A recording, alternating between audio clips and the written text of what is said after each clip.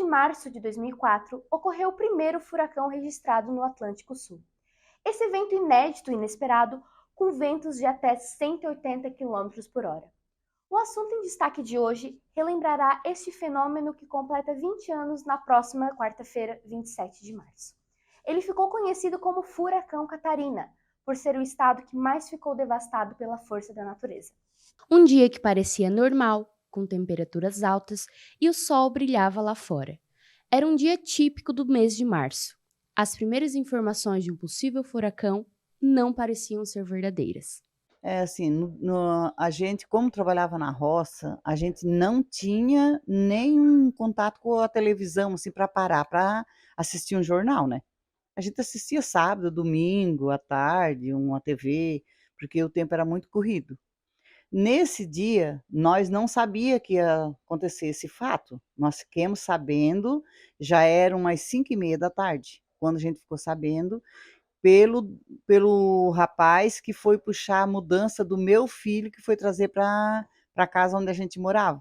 E a surpresa não foi apenas para a população. Até mesmo quem acompanha a meteorologia foi pego desprevenido. Foi interessante. A primeira pessoa que me falou no furacão Catarina foi a Nuri, que é uma meteorologista do INPE.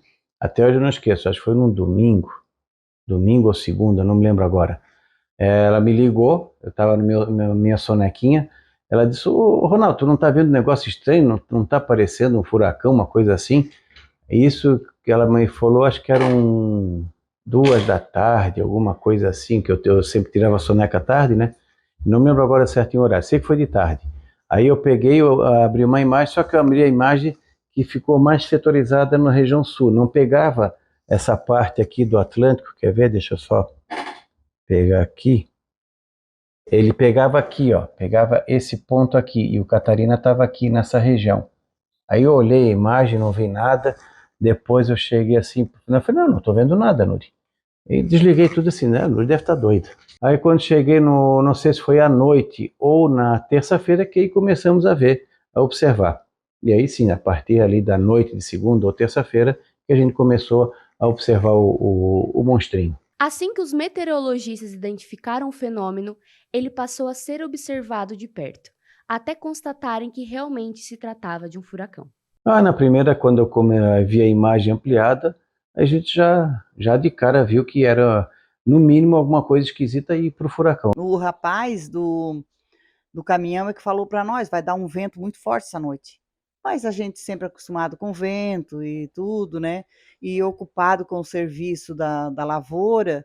Nesse dia, à noite, a gente escutou num radiozinho de um carro que a gente tinha, que era um Fusca, né? Na época. E o Coutinho até fez um alarme bem grande, tudo, né? Mas mesmo assim a gente não se preocupou. Então a população não tinha noção do que estava vindo. Foi em questão de minutos para aquilo que parecia brincadeira se tornar realidade. Havia toda uma discussão sobre o que fazer, como fazer, o que fazer. A gente não tinha nenhuma experiência sobre isso, então a gente estava se deslocando ao mesmo tempo, tentando ver, conversando com outras pessoas, para ver o que poderia ser feito, né? Quando foi 11 e pouca da noite, já era quase meia-noite, começou o vento. Se levantamos tudo e fiquemos dentro de casa ali. Se recolhemos num quarto e fiquemos ali, todo mundo ali dentro do quarto. Quando não demorou muito para aquele soco de vento muito forte, né? Caiu 2 pés de cinamão que tinha na frente da casa, em cima da nossa casa. E a nossa casa, ela era muito frágilzinha, era uma casa de madeira, assim, não era grande, era uma casa pequena. O banheiro era um banheiro só de telha brasilite, não tinha laje, não tinha segurança nenhuma na casa. Aquilo entrou, guria, veio arrancando o telhado, arrancando tudo. Eu peguei os 2 filhos e corri para dentro do banheiro. Durante a passagem do fenômeno, foi registrada a força máxima do vento de 200 km por hora. Daí, como o meu esposo já sabia que ia dar esse vento, mas a gente não tinha noção da velocidade, né? A gente achava que ia ser um vento forte, mas não, assim, a ponto de derrubar a árvore, nada, né? Portanto, que esses pés de cinamão, eles eram bem enormes de grande na frente da casa mesmo. A gente tinha uma estimativa boa de quanto que seriam os ventos, que foram maiores do que a gente esperava. Então a gente sabia exatamente o que ia acontecer. E o maior temor era as ondas, né? O storm surge. Ele entrou como categoria 2. Então, no continente, ali na região da praia do Arroio do Silva, entre Araranguá e Torres, teve rajadas perto, acima de 200 km. E velocidade normal de 120 a 150. A pressão do vento era muito grande, eu não conseguia abrir os vidros da caminhonete. E batiam corpos, pedra, telhas, tudo no vidro da caminhonete, e a gente tinha o temor que a caminhonete quebrasse o vidro. A destruição pela força da natureza foi tão forte que foi deixando rastros por onde o furacão passava. Aquele barulho do telhado, né, caindo telha, caindo isso, passava móveis voando, botijão de gás, tudo que a coisa passava voando para a rua fora. Assim. Daí nós pulemos tudo por uma janela atrás da casa, que o carro já estava encostado embaixo da janela. E saímos e fomos na casa da prima dele, que tinha uma casa mais resistente, mais forte. Ele levou nós tudo para lá. Eu tinha uma placa da Drogaria Marista, um outdoor bem em frente à farmácia, um outdoor de 3x6. O vento derrubou aquela placa assim, ó. O terror se propagou por muitas horas, proporcionando momentos de angústia até para quem estava trabalhando em prol da população. O vento começou a aumentar e aí a gente entrou dentro do olho, a gente viu as estrelas, ficou muito calmo na hora. E aí, como eu sou leitor muito vívido de literatura, eu sabia que o momento que chegasse os ventos mais fortes, que a gente precisava estar acordado, então precisava deixar alguém de vigília. Só que como era muito gostoso aquele ambiente de estar dentro do olho, era quente, não tinha aquele vento e tal, e a gente já estava com sono, porque já passava da 1h30 da madrugada, né? Já era muito tarde, eu não tinha dormido bem na noite anterior, então eu acabei dormindo no chão da caminhonete, assim, com meus outros colegas, né? E aí, obviamente, a nossa sentinela dormiu também.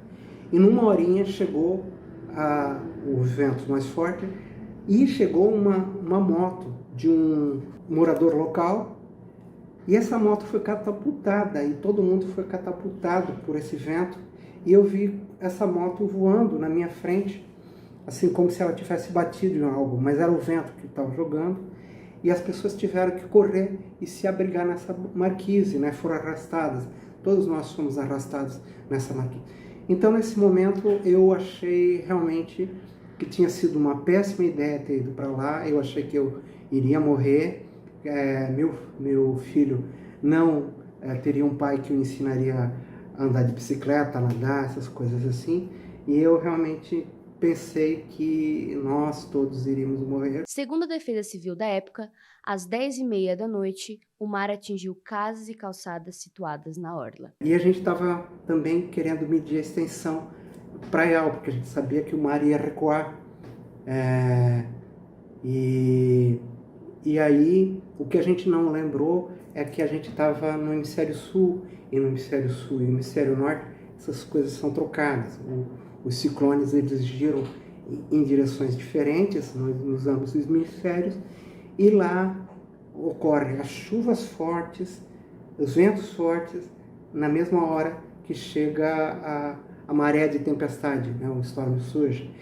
E a gente não sabia disso, então a gente, com a caminhonete, era uma caminhonete muito poderosa da Defesa Civil, com o motorista, a gente tentou de toda maneira colocar ela em rota de fuga, caso viesse essas ondas, a gente pudesse fugir. O mar ficou revolto. Meu Deus do céu, aquilo ali vinha onda assim que parecia que ia avançar, né? Mas naquela época, como é que eu vou dizer para ti? O mar veio. O mar passou em frente à farmácia assim e voltou. Do outro lado, lá onde é que é o Hotel Paulista, a água chegou a 1,5 m assim, ó. Ela entrou dentro daquele bar lá do Paulista, lá mais ou menos 1 metro e tanto. As ondas vinham e entrava. Nossa, foi horrível. Foi uma coisa assim, que não, como é que eu vou te dizer, que eu não queria ver de novo. A região de Araranguá ficou sob o olho do furacão por volta da 1h da manhã. Com isso, As chuvas e ventos cessaram, que fez a população acreditar que o pior já havia passado. Quando deu o olho do furacão, a gente voltou para casa porque o bebê queria tomar mamadeira. E nós ia pousar lá na casa dela, por causa que ia chover também, né, dessa prima dele, e começou a molhar as coisas dentro de casa. Daí viemos ali, peguei umas roupas de cama, fizemos uma mamadeira para o menino, né? Demos uma mamadeira para ele. Os momentos de paz não duraram muito tempo, pois a retomada dos ventos foi ainda mais devastadora. E olhemos, o céu estava bem aberto, tinha umas estrelas no céu, né? Bem aberto. Aí nós pensamos, não vai dar mais vento, né? Quando passou aquilo ali, guria, tudo beleza. Quando pensa que não, ele volta. Nós ficamos no centro dele. Ele entrou, quando ele saiu, aí sim. Aí foi um arrastão. Eu pensei que estava tudo beleza. Quando pensa que não, começou de novo aquele vento doido, aquela chuva nojenta, aquela coisa assim de... Mas ele disse assim, ó, é melhor que todo mundo vai pousar lá por causa da chuva, porque vai molhar aqui dentro de casa, que as árvores quebraram o telhado, né, da casa. Aí fomos, botei umas roupas de cama tudo dentro do carro e não sei se vocês têm noção do tamanho de um Fusca. E dentro desse Fusca estava ele era um homem bem grande, ele pesava 130 quilos, ele era um homem bem grande. A minha filha, também com 17 anos, ela não era pequena, ela era bem alta. Daí eu tinha a minha nora e tinha a outra minha filha de 9 anos e o meu netinho de 9 meses. Tudo dentro desse carro. Os outros tudo atrás, nós dois na frente. E começou a dar o vento, começou a dar um ventinho. Daí ele disse assim, ó, eu vou levar vocês lá, que é melhor vocês ficar lá, vão ficar lá.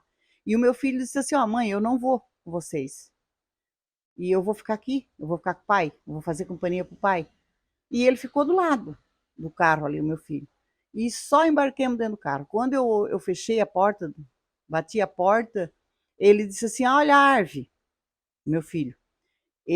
Ela saiu de cima da casa, né, o Cinnamon, que estava bem no meio da casa, que tinha dois, um na ponta por cima do banheiro e o outro no meio da casa. Ele veio e caiu por cima do carro. Ele caiu pela minha frente e pelas costas do meu esposo.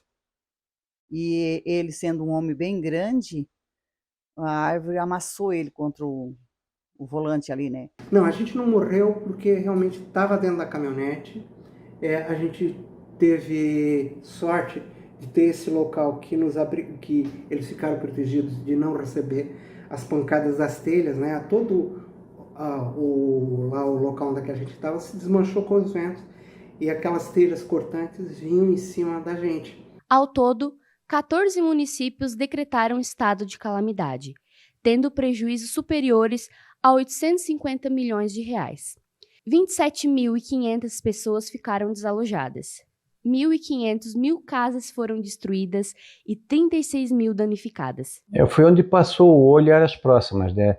A região de talvez Maracajá, Araranguá, Sombrio, Jacinto, São João, Praia Grande, não sei, São João, Passo de Torres e um pouquinho abaixo de Torres. E também aqui no topo da serra, pertinho da cidade de São Joaquim, na direção de Ausentes e Ausente. Eu vim, quando eu cheguei na farmácia, estava destruição enorme, né? E o bar, o telhado do prédio lá sobre as ondas, as lojas, estava assim uma loucura. Foi uma destruição em massa, foi assim uma coisa triste de ver. Aí aqui no Arroz destruiu muitas lojas, muitas casas.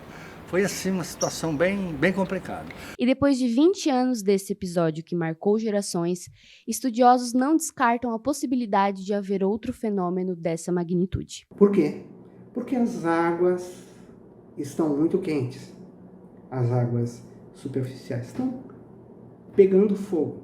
Então, nós estamos nesse momento, num momento em que a Terra e que o hemisfério sul, que o Oceano Atlântico Sul esteve mais quente pelo menos nos últimos, 1000 anos. Tá? A gente já teve furacões antes do furacão Catarina. Tá?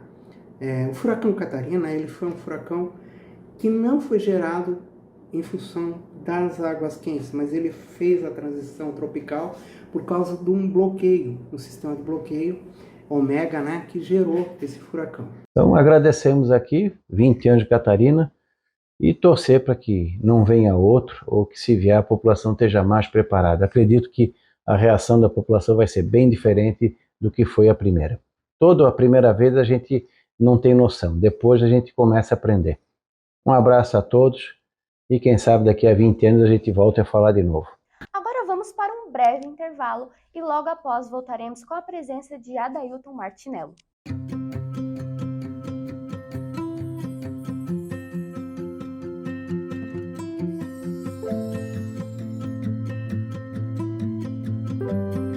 Aqui você vai se sentir em casa.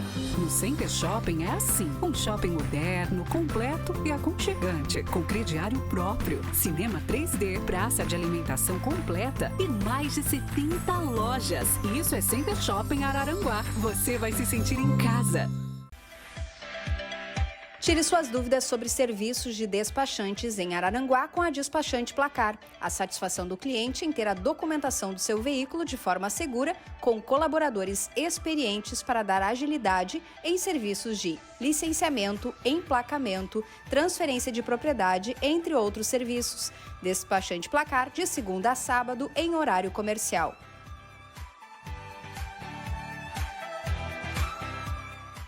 Já estamos de volta com uma ilustre presença. Ele que é cinegrafista há mais de 30 anos e já registrou diversas situações, inclusive o furacão Catarina. Seja bem-vindo ao Assunto em Destaque, Adailton Martinello. Obrigado, né, Mariana, a W3 News, o Assunto em Destaque, por eu estar aqui nesse momento e falar um pouco sobre o furacão Catarina, que já se passaram 20 anos. Fazem 20 anos daquela fatídica noite do dia 27 e 28 de março de 2004. E o que tu lembra do ocorrido, como que aconteceu, como chegou até a ti a notícia?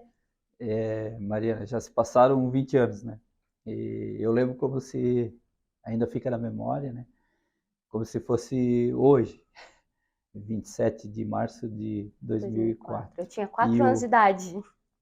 E foi aquele sábado, era um sábado, a gente monitorou o dia todo, o ciclone, Catarina, depois o furacão Catarina. Então, era um sábado, a gente monitorou ele aqui no Morro dos Conventos.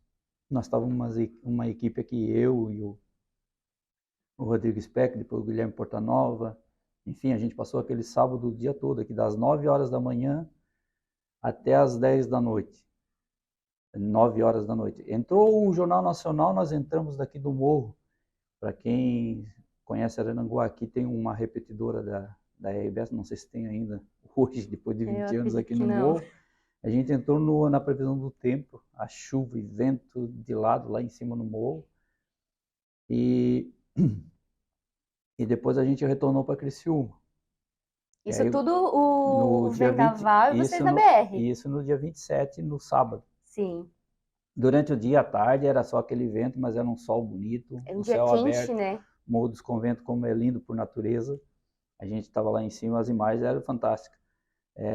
E daí, de noite, mudou tudo. Né? Daí, de noite, começou o furacão ali. Ele ganhou proporção depois, 11 horas da noite. E foi a noite, veio a madrugada do dia 28, e até as 4 da manhã, 5 horas, nós correndo atrás das melhores imagens, né? Foi assim, eu estava a gente, depois que entrou ao vivo ali, às 8h30 da noite, na previsão do tempo do Jornal Nacional, o Guilherme Portanova e eu, de cinegrafista, a gente retornou para Criciúma, para a RBS, na sede, lá em cima no Morro Sequinel. Guardamos o carro, os equipamentos e fomos para casa. Só deu tempo de chegar em casa, tomar um banho. 10 horas da noite, 11 horas, o telefone começou a tocar que tinha que voltar, porque e realmente eu em casa, que eu moro no bairro Verdinho ali, quem se desloca de Araranguá para Criciúma, no acesso sul, né? Mais perto de Araranguá do que de Criciúma, né? Mais perto de Araranguá do que de Criciúma. Eu tive que sair às 11 horas, deixar a casa molhando tudo já também. Imagina.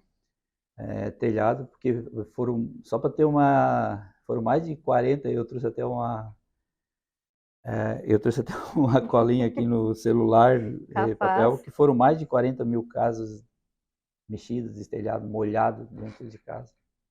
Ainda hoje, quando a gente fala do furacão Catarina, tem gente que recorda, lembra da casa sendo molhada, a telha que caiu. Com certeza, todo mundo tem uma história para contar, né?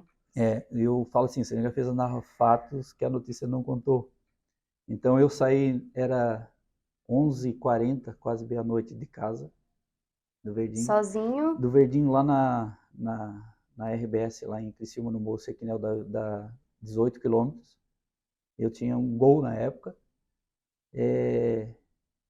A dificuldade já começou ali em casa. Tive que abrir o portão na chuva, não tinha energia, na escuridão, a árvore do vizinho na frente já tinha caído. Ainda bem que ela caiu, o vento trouxe para o outro lado e dava de eu sair.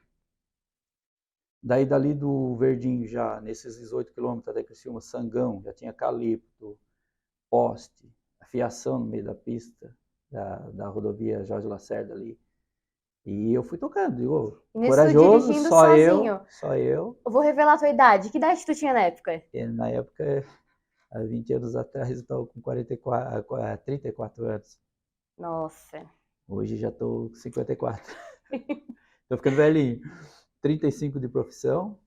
Tempo, né? E eu consegui chegar na emissora, e aí o Rodrigo Speck já saiu. O Guilherme Portanova, que era o coordenador, ele estava me ligando no telefone, e ele conseguiu sair com o William Rovani, porque o William Rovani, o outro cinegrafista, morava na Próspera, né? E já conseguiu subir, eles saíram antes. Aí o que eles fizeram? Eles botaram equipamento no carro, bateria. No teu Golzinho? Não, da RBS. Carro da empresa. Nós só saímos com os carros da RBS. Quando sim, chegava na emissora, só saía com o carro credenciado. E eles saíram e ficaram na BR-101, trancado, aqui no Maracajá, entre Maracajá e...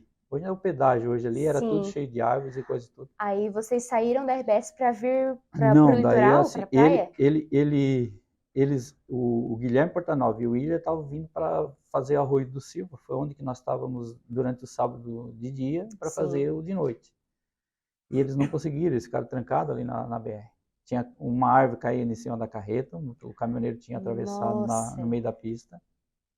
Aquelas imagens ali é muito forte. Ainda está na tua memória como se fosse ontem, né? Essa primeira equipe que saiu foi eles ficaram trancados ali, então eles não conseguiram fazer nada. Eu cheguei na emissora, o Rodrigo Speck, nós já botamos a bateria no carro e saímos.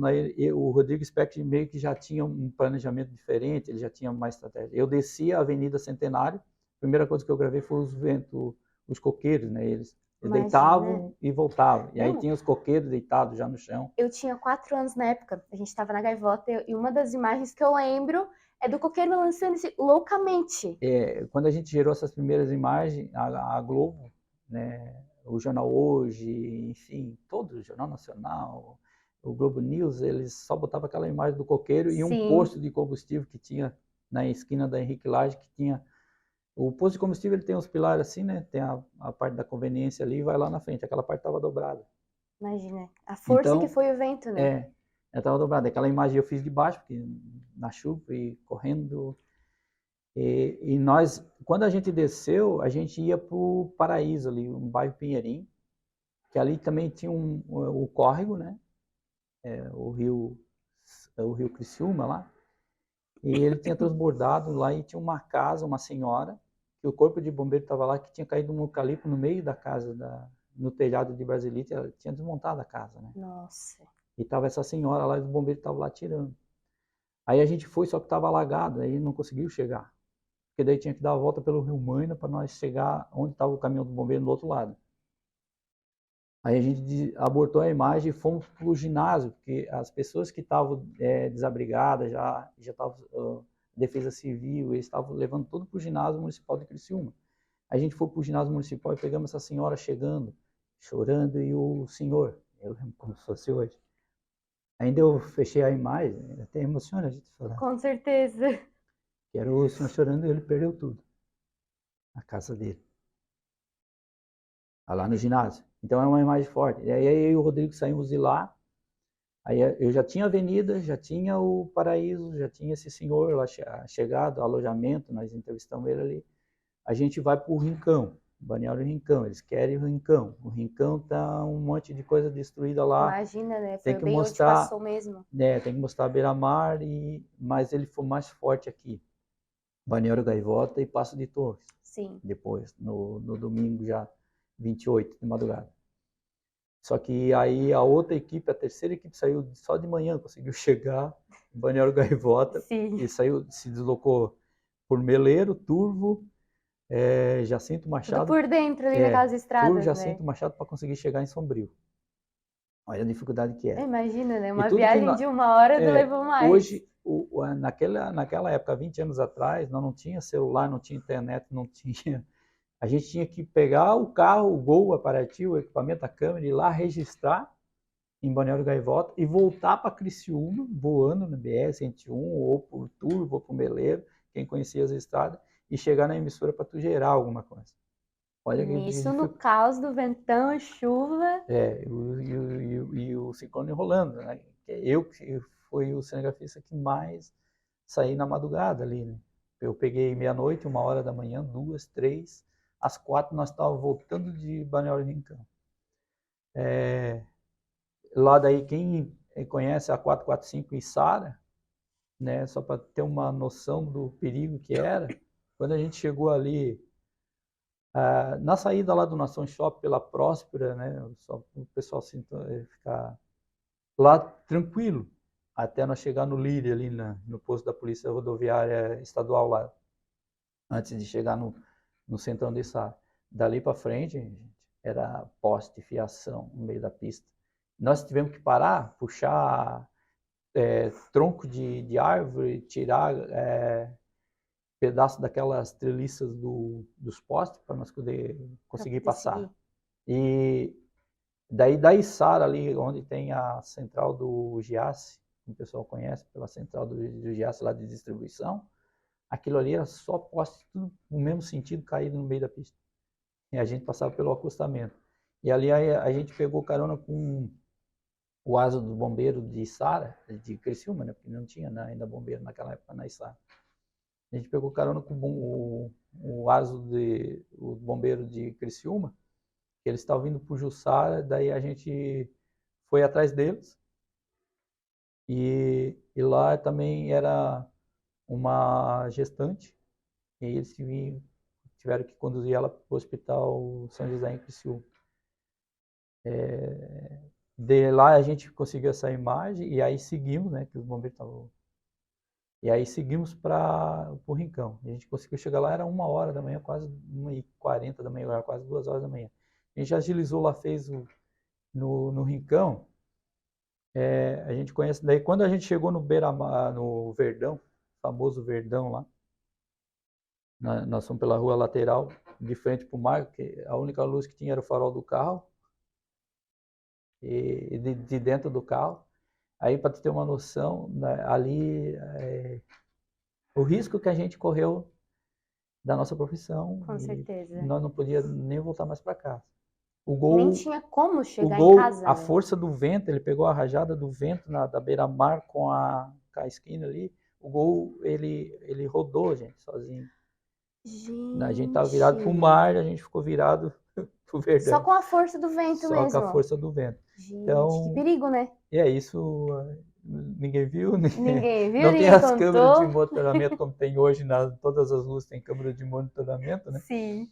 Era uma imagem, e ali a areia vinha no para-brisa do nosso carro. Imagina tu atravessar a rua do Verdão e o escombro é lá do outro lado. A areia vinha de lá, olha a força do vento. De lá, aqui onde a gente estava. Pra ter uma noção, Marti, meus pais moravam em Santa Rosa do Sul. E a minha mãe conta que a água da janela era salgada, porque o ciclone puxava e jogava com chuva, e chegou, tipo assim, não sei quantos quilômetros da Gaivota até Santa Rosa do Sul e ainda chegou água salgada. Parecia forte o vento. Tão forte o vento assim, parecia que pegava a água do mar de balde, né? E despejava ali. Nunca foi visto, né? Não, nunca Todos foi esses visto. anos no Brasil, nunca foi visto, nunca foi registrado, foi um choque à população, né? E daí a gente, do Balneário Rincão, a gente retornou na Rua Paraná, que tinha, lá daí não tinha, você não encontrava mas nem ninguém, nada na rua.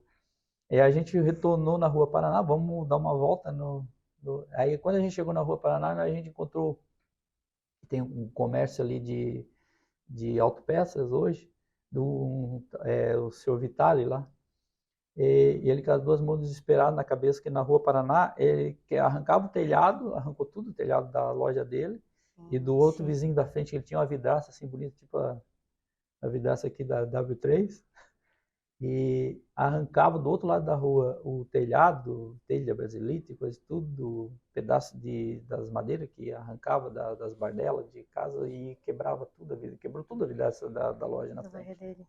Sim. A cena era muito forte. E a gente pegou a entrevista dele, então foi muito... Foi ali no ato vocês pegaram a entrevista dele? Isso, a imagem que eu tenho é ele com as duas mãos na cabeça assim, chorando, desesperado, sozinho, e depois o Rodrigo já botou o microfone nele, né? Ele disse, eu perdi tudo. Nossa, gente. E aí a gente saiu e começou o retorno para Criciúma, que daí nós tinha, isso já era 2, 3 horas da manhã, daí às 4 horas da manhã nós tínhamos que passar no bombeiro, que o pessoal do Corpo de Bombeiro da Defesa Civil do Estado de Florianópolis eles já tinham se deslocado de Florianópolis na madrugada e já tinham chego nos bombeiros em Criciúma, que dá a coletiva de imprensa, aquela coisa toda. E aí a gente saiu na BR, daí ali na região da quarta linha, né?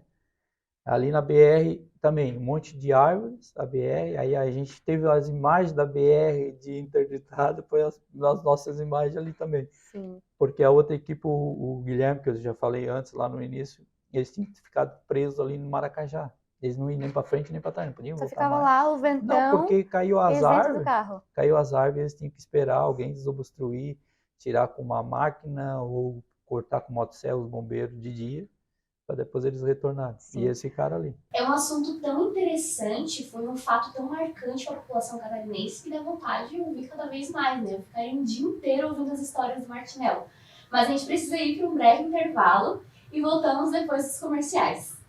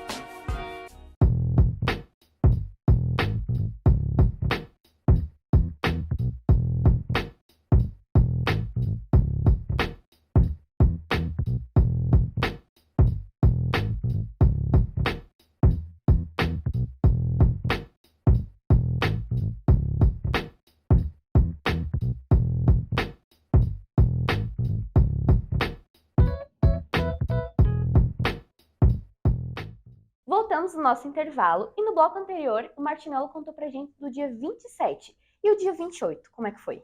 No dia 28 daí seguiu. Você falou muito bem do dia 27, nós terminamos lá com a imagem da BR, voltando por quarta linha e a Sonora e subimos e geramos todo esse material, para a Globo e coisa toda. A gente tomou um café rápido e seguimos, daí a gente veio para Passo de Torres, que nós já tínhamos uma equipe aqui em Balneário Arroio do Silva, e nós tínhamos outra equipe que conseguiu chegar em Balneário Gaivota. Aí a gente foi para Passo de Torres e eu e o Rodrigo Speck. O Rodrigo Speck hoje trabalha em Imbituba, né, com a prefeitura lá. Grande parceiro, guerreiro. O Guilherme Portanova que coordenava e deslocou a gente para Passo de Torres, eu e o Rodrigo. O que rolou na cidade de Passo de Torres. Só adendo, Marta, desculpa te cortar. Tu dormiu? Não, não dormiu? Seguiu. Foi difícil quem conseguiu dormir naquela madrugada, né? Quando a gente conseguiu parar no domingo, dia 28, às 5 horas da tarde, que daí a gente girou para a Globo, para o Jornal Nacional à noite, e aí a gente foi para casa daí. Foi apagado. Dormiu por 3 dias, Dormiu né? por 3 dias. Não, no outro dia já seguiu de novo. Já estava seguindo firme. Aí o engraçado, vamos ser... Aí do dia 28, a gente chegou em Passo de Torres lá 8 horas da manhã, 8h15, fez um apanhado da cidade. Daí era uma casa de 2 pisos que caiu em cima de uma outra casa menor. Nossa. Só para vocês terem uma noção. Tudo destruído. O pessoal se salvou porque estava embaixo da mesa. Outro ficou da outra casa do lado. A casa toda de madeira, ela rolou. Só ficou a parte de concreto e eles se salvaram ali naquela parte de concreto, que era o banheiro, a cozinha, com uma parede de tijolo. Foi o que sobrou. A casa rolou, assim, ela deu uns 2 tombos no lote, assim, tava lá. Nossa. A parte da madeira. Vocês, para ter uma noção, daí só vê a imagem da casa lá, tu não sabe que ela rolou, né? Com a força do vento. Aí, isso lá em Passo de Torres, e aí a gente mostrou ali o rio, aquelas coisas, gravamos as entrevistas e retorna para a questão, porque já são 9, 10 horas da manhã, e a gente tinha essa dificuldade que tinha que voltar geral da emissora. Tinha que voltar toda. E aí outra coisa, né? Pela BR-101, Maracajá, Aranguá, que esquece, a gente tinha que ir por... eu já saí de Passo de Torres por Jacinto Machado Turvo e Turvo Meleiro, Forquilinha, e chegar em Criciúma. Quanto tempo 11 levava? horas a gente estava lá, era 1 hora, e a gente andava igual uns doidos. Nossa. Sempre excesso de velocidade. Nossa, excedeu todos os possíveis. Era. E tinha que gerar o material e... Em tempo recorde, né? Aí foi assim, isso 11 horas da manhã. Daí a gente almoçou bem. E já no início da tarde eu desci para o batalhão do 28º GAC, com a força-tarefa do Exército já de manhã já estava se deslocando do Rio Grande do Sul, de helicópteros, porque o pessoal dessas cidades, eles não tinham água para beber, não tinham comida, e estava tudo parado, sem energia. Tu imagina o que tinha na geladeira se estragando. Imagina, comerciantes perdendo coisas, agricultores. Eles botaram né? uma força-tarefa deslocavam de helicóptero. E até os soldados para limpar Passo de Torres, por exemplo. Chegar em Passo de Torres, tinha árvore nas estradas, coisa que tinha que estar desviando, coisa tudo, eles cortando e arrastando os soldados do exército. Eu peguei carona num... Ninguém sabe. Agora sabem, em primeira mão. No início da tarde, daí do dia 28, eu fui para o 28º, já sei para mostrar a movimentação e separando água, aquelas coisas do exército, e o comandante, o helicóptero está indo para Passo de Torres agora, que vai levar a primeira viagem, vai junto, para tu mostrar lá os soldados. E eu lá vou, mais 15, 18 soldados dentro, cabia 30, mas aí estava cheio de mantimento, e eu lá com a câmera, tripé. Daí o Rodrigo Cinegrafista ficou no aeroporto, que a gente só bate e volta. Eu fui lá de helicóptero, daí nós passamos imagem aérea em Balneário Gaivota. E como estava a imagem aérea? A destruição de cima era terrível. Aí, em Balneário Gaivota, para vocês tinha uma cabana, né, da casa ali, só tinha a parte só ficou o esqueleto da parte da frente. Nossa. As telhas laterais, tudo tinha... Onde que tá? Até hoje na fachada, né? Eu estava na Gaivota no dia, eu tinha 4 anos de idade, o pouco que eu me lembro, assim, eu lembro do mar muito revolto, eu lembro do vento. Tu lembra como é que tava o mar, Marte? O mar era assim, ó. Aí eu vou tirar lá pelo... o mar eu tive no Balneário Rincão lá, né, que eu já contei que o carro virou ali no... Então era assim, ele vinha ali em cima dos combos de areia e retornava. Era tipo um redemoinho, né? Barulho, gente. Era ensurdecedor. E de vez em quando lá no Verdão, quem conhece ali, não tinha. Hoje eles fecharam já de dunas, já tem um outro calçadão. No Rincão tá Copacabana agora, que nós estamos no Rio de Janeiro. Ali nas antigas ali era areia baixa, a água vinha na estrada. Saía um eito na estrada até na primeira quadra. E depois recuava. Nossa. Era assustador. Foi um teste para cardíaco, né? É um teste para cardíaco. De coração a gente não morre mais, né? Não. Com certeza. Acho que todo cinegrafista, a gente, pela dificuldade que a gente passou, o risco que a gente teve na nossa profissão, mas depois, assim, sentadinho aqui na poltrona aqui, a gente na televisão vendo o assunto em destaque, as imagens rodando aqui, pô, eu fui lá, eu fiz isso, mas... Chega a arrepiar, né? Arrepio. Com vocês certeza. que estão começando agora na profissão. Hoje está mais fácil, né? Com a tecnologia, hoje, eu digo, a Mariana, cada um virou um cinegrafista, né? Tu tem o teu celular, tu Sim. tem a lente ali, tu filma, tu faz foto, tu já edita lá, tu já manda no tempo real, na hora. E nosso tempo que, como eu já coloquei ali atrás, nós tínhamos que sair de Passo de Torres e voltar na emissora para gerar. E, Marti, qual foi esse momento que tu pensou, agora eu acho que eu morro fazendo história, mas agora acho que deu para mim. Já pela dificuldade de sair de casa, né? A gente olhar, não ter uma luz na rua. A casa minha tinha um tanto d'água já assim na sala. Eu deixei a esposa e a minha filha com 6 anos na época. E aí, lá no Rincão, na beira-mar, quando o carro, nós dois dentro do carro, se ele tomba, né? Quem que ia socorrer a gente? Com certeza. A gente saiu, não vai pensar nisso, né? Mas hoje, analisando bem a situação, o risco que a gente correu. Aí a primeira equipe, a Lise depois, eles conseguiram chegar na redação, lá em Criciúma já mais calminho, mais calminho de madrugada, né? Daí, depois que o Guilherme também retornou às 7 horas da manhã, que ele conseguiu chegar na emissora, que ele ficou trancado na BR-101. Vocês imaginam uma árvore do tamanho daqueles pinos, eucaliptos que tinha aqui na região nossa aqui, de Maracajá até Passo de Torres, tinha árvores, aquelas grandes ali de coisa. Caiu uma em cima de uma carreta ali, ônibus da Santo Ângelo, esse cara tudo parado aqui na BR-101 em Maracajá. E a nossa primeira equipe, o Guilherme Portanova e o William Rovani, se eles verem isso, deixar um abraço também para eles.